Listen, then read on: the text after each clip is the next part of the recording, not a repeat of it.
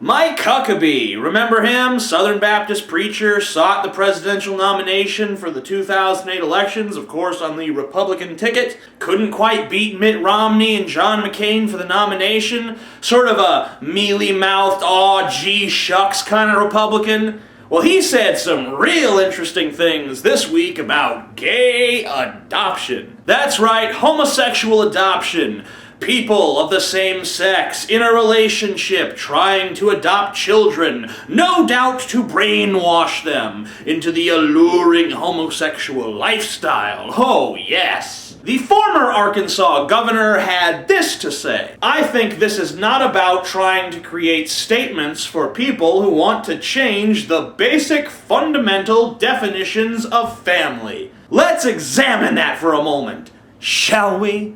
The basic, fundamental definitions of family. What, pray tell, are the basic fundamental definitions of family? Is a family a mother and a father raising their own children?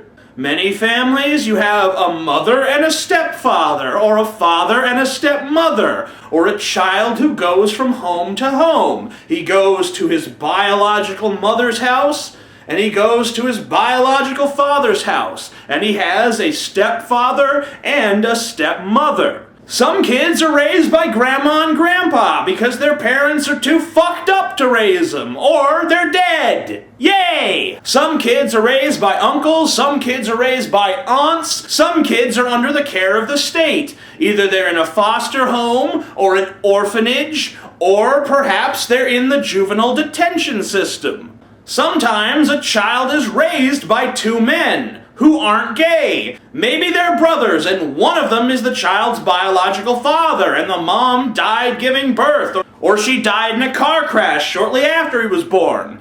So these are two men raising a child, and it's okay because they're not having sex with each other.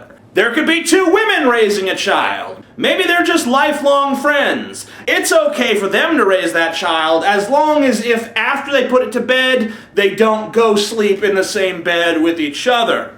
All of those living arrangements are A-okay. They're acceptable. We can put a little green smiley face sticker on them and pat them on the back and say, "Good job, A+, thumbs up, you win, God bless America." But if there are two men or two women and they're living together in sin against God, transgressing against the big guy up in the sky that none of us have ever seen, if they're doing that, then they are unfit to raise children. This is just common sense, right, Mike?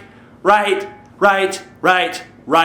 Mike says children are not puppies. This is not a time to see if we can experiment and find out how does this work. Oh, so we're drawing the line at puppies. It's okay for gay people to have a puppy. So if you're a queer or you're a lesbian and you want a sweet little puppy dog to play with and play fetch with and, roll up the newspaper and swat it on the butt and say, "No, bad dog," that's fine, that's okay. We're cool with that.